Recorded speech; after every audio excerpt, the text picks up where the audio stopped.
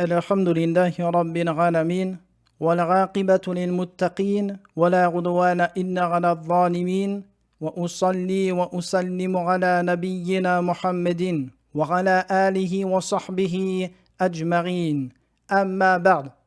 Nous voici à la 11e leçon de notre étude du chapitre des ventes et des transactions financières. À travers les leçons précédentes, nous avons étudié les piliers de la vente, ses conditions, les types de ventes qui sont caduques, et dans les derniers chapitres, nous avons étudié le droit d'option dans la vente. Ce droit qui confère à chacun des deux parties l'option de résilier le contrat de la vente dans une durée déterminée ou pour une cause particulière. Dans la leçon du jour, nous allons parler cette fois-ci de la réception de l'objet ou du bien de la vente. La réception de l'objet de la vente. C'est ce qu'on appelle en arabe el-qabd. El-qabdo qui signifie littéralement le fait de saisir une chose. Alors ce chapitre est très important, pourquoi? Car il a des particularités que vous ne trouverez pas dans les règles du commerce non islamique. Très bien, qu'est-ce qu'on entend par cela? On entend de ce qui va définir la réception de la marchandise ou du bien de la part de l'acheteur après que le vendeur l'ait mis à sa disposition. Donc tout simplement, c'est quoi? C'est le fait de savoir quand est-ce qu'on considère que le bien de la vente a été réceptionné par l'acheteur. Quel est le jugement? Le jugement, sachez qu'il incombe au vendeur l'obligation de délivrance et de mise à disposition de l'objet de la vente à l'acheteur suite au contrat. C'est-à-dire que lorsque le contrat est effectué et que le vendeur n'a pas conditionné la livraison de la marchandise à une date ultérieure, il incombe au vendeur de mettre le bien de la vente à disposition de l'acheteur. Ensuite, la réception de ce bien de la part du vendeur est obligatoire au moment du contrat dans certains types de ventes que nous allons voir par la suite. Et dans les autres types, elle n'est pas obligatoire. Seulement, la garantie et le droit de revente dépendent de la réception. La garantie et le droit de revendre le bien dépendent tous deux de la réception de celui-ci. La preuve de cela est ce que Ibn Abbas radiyallahu anhu rapporte que le messager d'Allah sallallahu alayhi wa sallam a dit: quiconque achète de la nourriture ne peut la vendre jusqu'à ce qu'il l'ait réceptionnée entièrement. Hadith rapporté par Al-Bukhari et Muslim. Ensuite, Ibn Abbas dit radiyallahu anhu, et je vois que toute chose a le même jugement que la nourriture. Regardez, dans ce hadith, le messager d'Allah alayhi salatu wa salam nous dit que quiconque achète de la nourriture, c'est-à-dire ici il y a eu un contrat de vente, vous avez acheté de la nourriture, elle vous appartient, ne peut la revendre jusqu'à ce qu'il l'ait réceptionnée entièrement. Vous comprenez ici qu'il y a deux choses. La première, c'est le contrat de vente. Et la deuxième, c'est quoi? C'est le fait de réceptionner la marchandise. Et du premier découle la propriété, seulement le droit de revente dépend du deuxième qui est la réception. C'est-à-dire que lorsque vous achetez une marchandise, vous ne pouvez pas la revendre jusqu'à ce que vous l'ayez réceptionnée. Seulement, ce hadith mentionne la nourriture. Ibn Abbas, qui était considéré comme un des plus grands savants des compagnons du prophète, alayhi salatu wa salam, dit: et je vois que cette chose, ce jugement, concerne tout type de marchandise, c'est-à-dire il n'est pas propre à la nourriture. Un autre hadith qui met en évidence ce jugement. Abdullah ibn Omar radiyallahu anhu dit: j'ai acheté un jour de l'huile au marché. Lorsque je la réceptionnai, un homme m'en proposa un bon prix. Je voulus alors conclure la vente, mais soudainement un homme derrière moi me tira le bras. Je me retournai et c'était Zayd ibn Thabit qui me dit: ne la vends pas où tu l'as acheté, jusqu'à ce que tu la rapportes chez toi. Car certes le messager d'Allah alayhi salatu wa salam a interdit de revendre les marchandises là où elles furent achetées, jusqu'à ce que les commerçants les rangent dans leur demeure.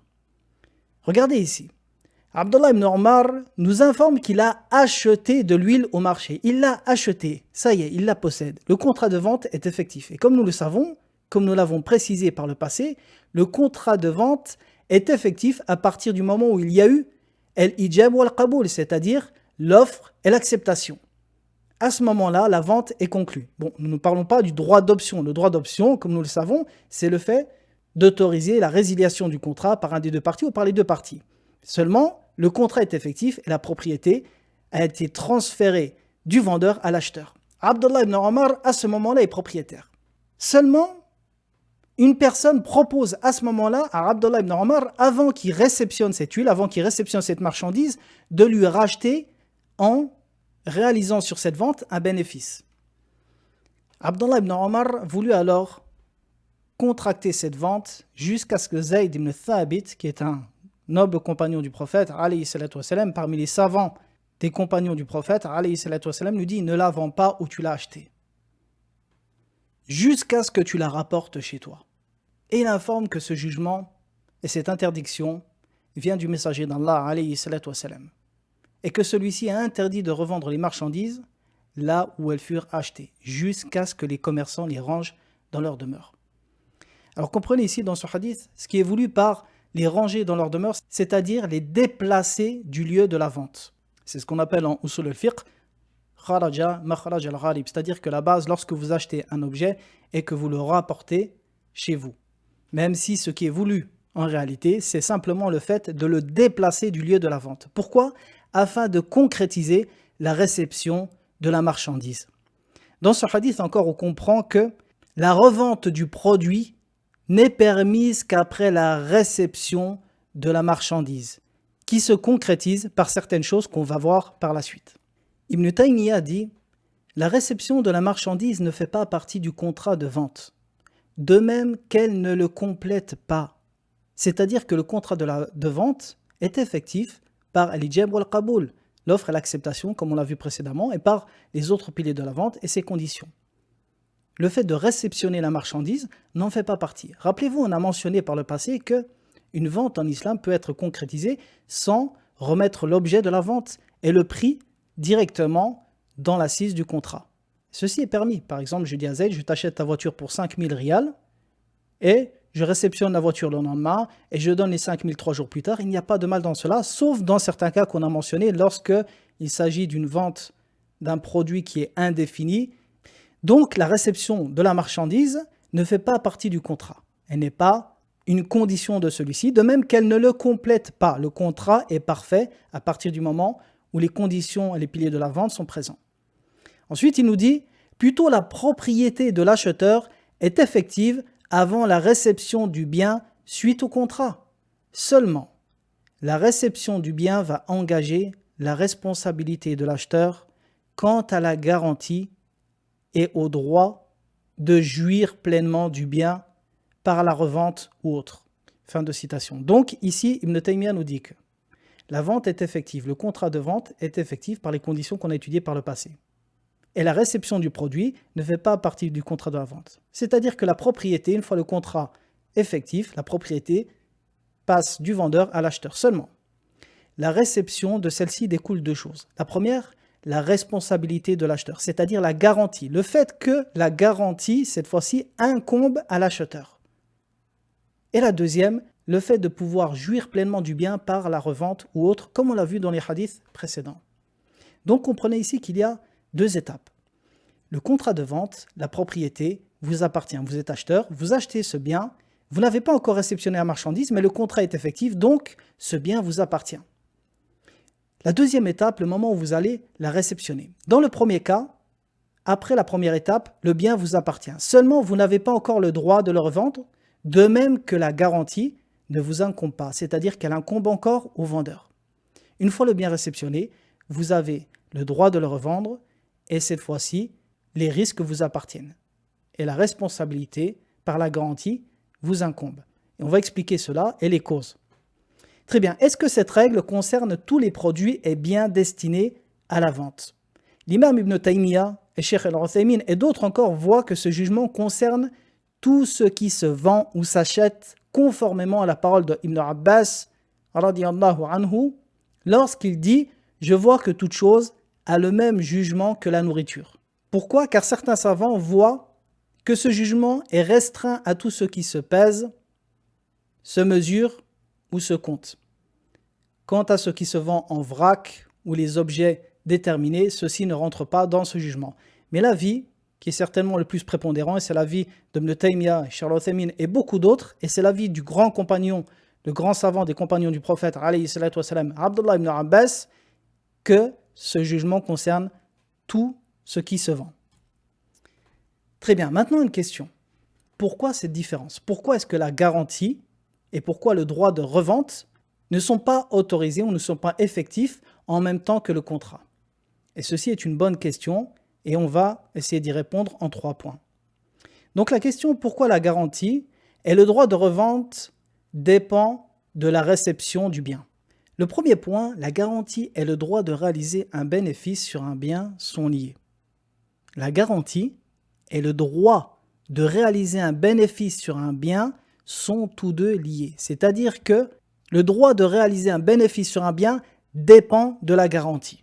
Et la preuve de cela est ce que le prophète alayhi salatu wassalam a dit dans un hadith de Amr ibn Shu'ayb an abihi an jaddihi où il nous dit il n'est pas licite de contracter une vente et un prêt en même temps, ni d'émettre 2 conditions dans la vente, ni de réaliser des bénéfices sur ce dont on n'est pas garant. Donc ce qui nous intéresse ici, c'est la fin du hadith. Lorsqu'il dit « ni de réaliser des bénéfices sur ce dont on n'est pas garant ». Hadith rapporté par les 5 et authentifié par Ibn Khuzaymah et Al-Hakim. Très bien, qu'est-ce que cela veut dire?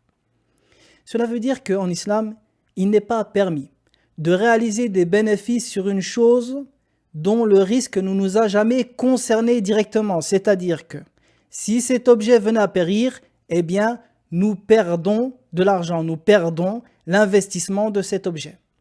Pourquoi? Car le bénéfice en islam, le bénéfice doit découler, doit dépendre directement du risque qu'on a pris.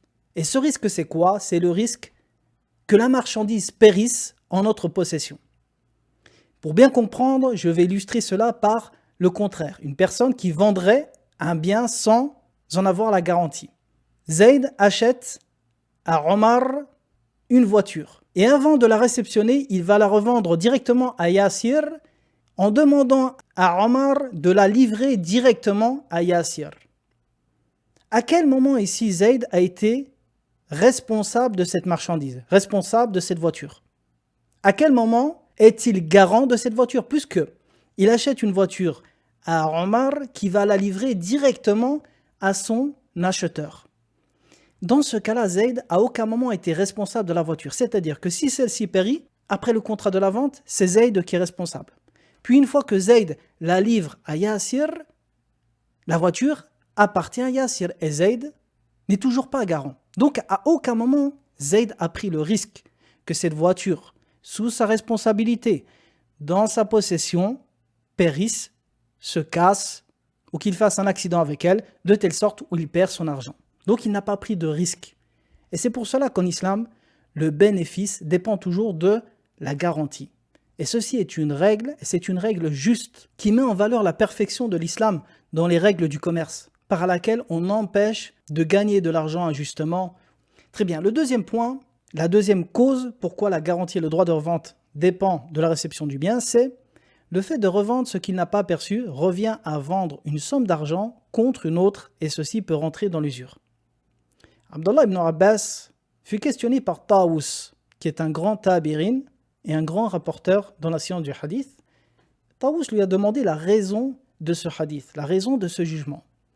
Alors Abdullah ibn Abbas a dit « Lorsqu'il achète de la nourriture pour 100 dinars et ne la réceptionne pas, puis la revend à un tierce pour 120 dinars, c'est comme s'il avait acheté 100 dinars contre 120. » Et sachez que, on va l'étudier par la suite, mais sachez que la revente d'une monnaie contre une autre a des règles bien spécifiques, sinon on rentre dans l'usure.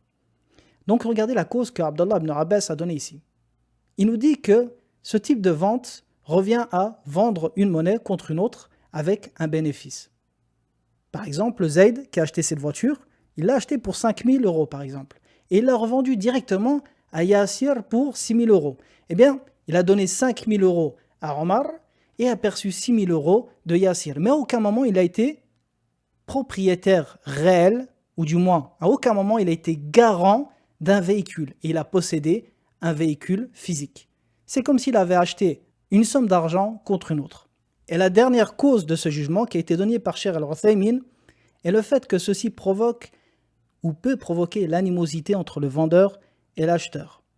Pourquoi? Lorsque celui-ci le voit revendre le bien, cette marchandise, au moment même ou à l'endroit même où il l'a acheté. Et il le voit la revendre plus cher. Ceci peut pousser le vendeur à vouloir résilier le contrat de la vente, car il est toujours dans le lieu de l'assise du contrat. Il se dit, attends, je lui ai vendu pour 100 alors que j'aurais pu lui vendre 150. Il vient de le revendre 150 devant moi. Et à ce moment-là, il peut y avoir de l'animosité. Et c'est pour cela, du moins c'est une des causes que Cheikh Al-Uthaymin a mentionné pour l'interdiction de revendre jusqu'à ce qu'on déplace le bien de la vente. Très bien, maintenant on comprend donc que ce chapitre est d'une grande importance pour deux raisons. La première, grâce à ce chapitre, nous saurons à qui incombe la garantie de l'objet de la vente en cas de casse, de perte ou de vol. Et la deuxième raison, à travers ce chapitre, nous saurons à partir de quand l'acheteur dispose pleinement du bien, lui conférant ainsi le droit de revente ou de location, etc. Si on voulait résumer, nous dirons que la garantie et le droit de disposer pleinement de l'objet de la vente ne dépend pas du simple contrat de celle-ci, qui est représenté par l'offre et l'acceptation. Seule la réception du bien entraînera la garantie et la libre disposition de revente ou de location.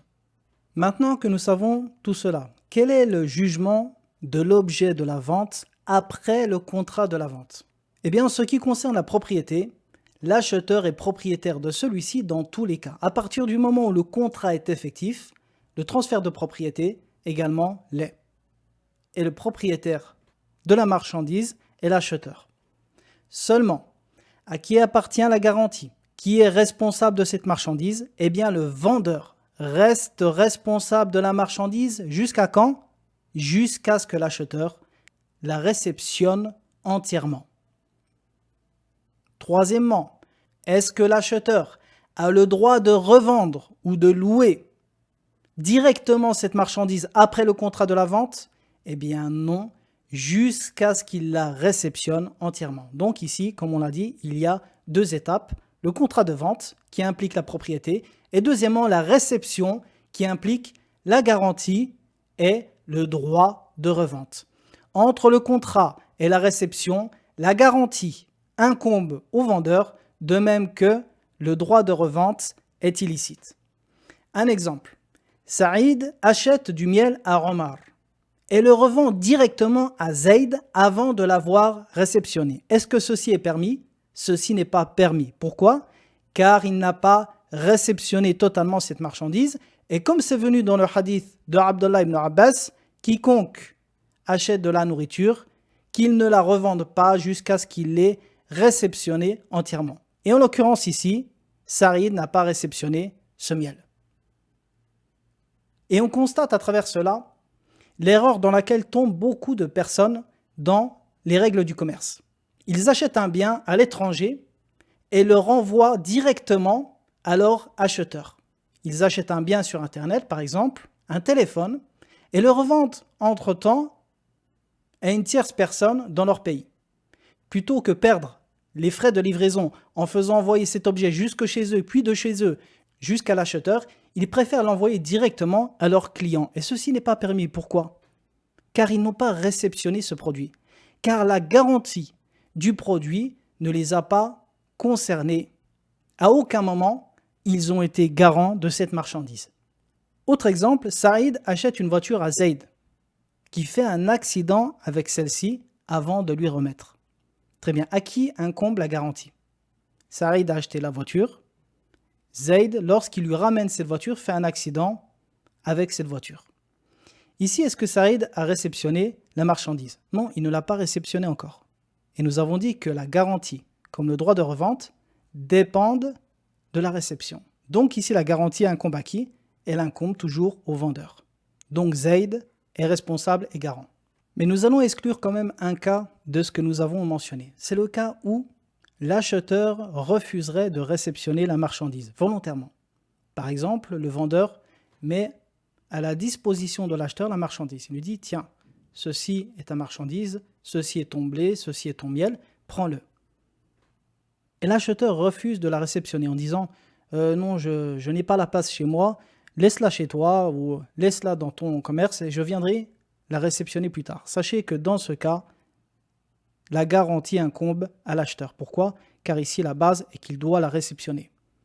Le vendeur a fait ce qu'il devait faire en mettant à disposition de l'acheteur la marchandise. C'est celui-ci qui ne l'a pas réceptionnée volontairement. Donc, la garantie ici incombe à l'acheteur. Très bien. Maintenant, dernière question. À partir de quand considérons-nous que la réception du bien de la vente est effective? Maintenant que l'on sait tout ça, on sait qu'on n'a pas le droit de revendre un bien avant de l'avoir réceptionné. De même que l'on sait que la garantie de ce bien incombe toujours au vendeur jusqu'à ce qu'on la réceptionne. Quelle est donc cette réception? À partir de quel moment considérons-nous que nous avons réceptionné la marchandise? Je pense que vous avez compris par les hadiths précédents qu'il ne s'agit pas simplement du fait de prendre la chose dans la main. Comme nous l'avons vu dans le hadith de Abdullah ibn Omar, où il mentionnait qu'il fallait déplacer le bien de la vente. Pour résumer, la majorité des savants voient que la réception diffère d'un bien à un autre. Pourquoi? Car les biens de vente sont nombreux et ont des formes différentes. Et la réception forcément diffère d'un bien à un autre. Seulement, on peut résumer la concrétisation de la réception par 2 points qui sont essentiels. Le premier point, c'est quoi? C'est que tout ce qui n'est pas foncier, doit obligatoirement être déplacé du lieu de la vente par l'acheteur, comme on l'a vu dans le hadith de Abdullah ibn Omar. Donc tout ce qui n'est pas des terrains, des biens immobiliers, ou autrement dit, tout ce qui peut être déplacé doit l'être avant d'être revendu. Et Cheikh Uthaymin, l'imam As-San'ani mentionne que pour concrétiser ce point, le point de déplacer la chose, il suffit de la déplacer du lieu qui est propre au vendeur. Par exemple, vous achetez dans un supermarché de la viande. Est-ce que vous avez le droit de revendre cette viande directement dans le supermarché? Non, ceci n'est pas permis. De toute manière, ce ne serait pas logique, mais pour vous donner un exemple, ceci ne serait pas permis. Pourquoi? Car vous n'avez pas déplacé cette chose du lieu de la vente. Donc, comment concrétiser cela? Eh bien, il suffirait tout simplement de sortir du magasin et à ce moment-là, vous pouvez la revendre. On pourrait imaginer cette chose, par exemple, avec une personne qui achèterait tout le stock de viande chez le boucher.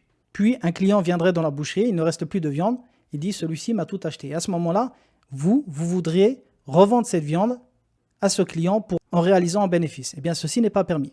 Jusqu'à ce que vous sortiez du magasin ou de l'endroit qui est propre au boucher ou de la boucherie, et à ce moment-là, vous pouvez la revendre. Donc ça, c'est l'avis de Cheikh Al-Uthaymin et de l'imam San'ani. Le deuxième point pour concrétiser la réception, c'est quoi? C'est que tout ce qui est vendu au poids, ou à la mesure, ou en quantité, doit être pesé, ou mesuré, ou compté pour concrétiser la réception. D'accord? Et ceci conformément au hadith où le prophète alayhi salatu wassalam a dit « Ne le vends pas jusqu'à ce que tu le mesures 2 fois ». Et ce qui est voulu ici par le mesurer 2 fois, c'est-à-dire le fait que le vendeur les mesuré une première fois, puis l'acheteur au moment de l'achat, c'est-à-dire le fait de concrétiser le poids réel, la mesure réelle du bien de la vente.